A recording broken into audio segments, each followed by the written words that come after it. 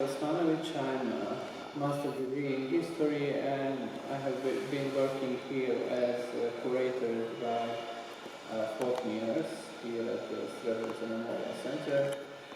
Before I tell you something about genocide in Srebrenica and events which took place in July 1995, I will give you some backgrounds about events which happened before that year. According to the census 1991, before the war on the territory of municipality Srebrenica lived 36,666 inhabitants. 75% of that population used to be Bosniaks, Muslims, or about 28,000 of that population used to be Bosniaks. But at the beginning, war in Bosnia and Herzegovina, Srebrenica, as well as other townies in this part of Bosnia and Herzegovina, was target of attacks of paramilitary formation from Serbia and local Serb troops. You know, this is a border area between Bosnia and Serbia, and that was the reason why local Serb forces were supported by Serbia during the war in Bosnia and Herzegovina. On the beginning of the war in Bosnia and Herzegovina, when they occupied all the townies in this area, Srebrenica for the first time fall under control army of Republika Srpska on 18th April 1992. 22 days, Srebrenica was under control army of Republika Srpska, and then Bosniaks offered strong resistance and managed to liberate this town. In that moment, Srebrenica became the only free territory in this part of Bosnia and Herzegovina, territory under control of Bosnian army. That was the reason why a large number of refugees from all the townies in this area sheltered in the town, and today we can say that Srebrenica was the biggest refugee camp in this part of Bosnia and Herzegovina, because about 40,000 refugees arrived in the town, and by the April 1993, in Srebrenica, in one small place, lived approximately 60,000 people. The people in Srebrenica live in bad living conditions, without food, without water, electricity, medical supply, without any kind of aid, without possibility to live in this town, because Srebrenica was surrounded by Serb forces. Srebrenica was under siege, and people in Srebrenica live on the edge of existence. But the biggest problem was because the soldiers forming Republika Srpska every day attacked this town, and then when representatives of Bosniaks from Srebrenica realized that the town wasn't defended, they were sending reports to United Nations and asking for help. As a result of those reports, the United Nations sent in Srebrenica French General Philippe Marion. He was commander of United Nations forces here in Bosnia and Herzegovina.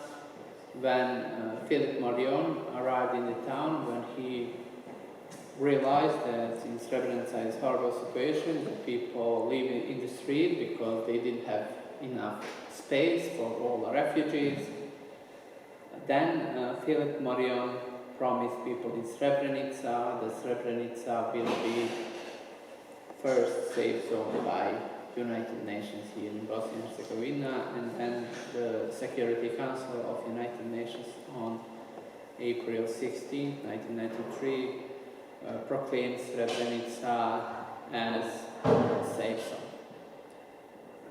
In that moment, people in Srebrenica have got many empty promises by United Nations. United Nations promised people in Srebrenica that they will be safe, that United Nations will send convoys with food and medical supply, but just for one promise we can say they made completely. It was that during the 1993 from Srebrenica to Tuzla to the Free Territory, where deported between 10 to 15,000 women, children, and wounded people. In that moment, in Srebrenica stayed more than 45,000 people who again live in bad living conditions because convoys with food and medical supplies were sent to Srebrenica. We stopped in Bratunac down nearby here on positions of Army of Republika Srpska, and the soldiers of Army of Republika Srpska took away food and medical supplies. Here in this former battery factory, this was the main base of United Nations forces. Dutch peacekeepers, they were based here in this former battery factory. Dutch battalion had 12 observation points all around Enclave. On each of that observation post were between 6 to 8 Dutch soldiers. During all that time, when Srebrenica was safe zone by United Nations soldiers, Parliament of Republika Srpska made different kind of provocation, especially in border area where they were constantly they were shelling and shooting people in that area. Dutch soldiers, they didn't do anything, and then when political and military leadership of Republika Srpska realized that Dutch soldiers and United Nations, they don't do anything to protect this town, they started to create a plan to occupy this town. And on July 6, 1995, Army of Republika Srpska started the biggest offensive in this town. They occupied south part of Enclave, and then on July 11th, Srebrenica is safe zone by United Nations for under control Army of Republika Srpska. In that moment, people in Srebrenica, in big fear and panic, split up into two groups: women, children, elderly men, wounded people, and sick people. They decide to come here in Potocari with whom the Dutch soldiers protected. But that group arrived here in Potocari. Dutch soldiers decided just 5,000 to 6,000 refugees. They were allowed to enter in the base. More than 20,000 people stayed outside in front of the base. They were not able to enter in the base. The next day, on 12th of July 1995, when Bosnian Serb forces arrived here in Potocari, they started to torture the people in front of the base. They killed the people, raped the women and girls. On the same day, they started with deportation women and children with buses and trucks to the Free Territory. In the same time, there on the main road, where was the main gate in the base, there was a checkpoint where Bosnian Serb forces separate men and boys.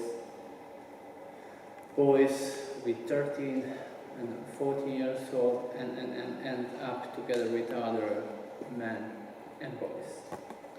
Approximately 2,000 men and boys they separate here in Potocari, and then without their personal belongings, they are taken them first in Bratunac, where they torture them, and then to the territory of municipality Zvornik, where they killed all of them.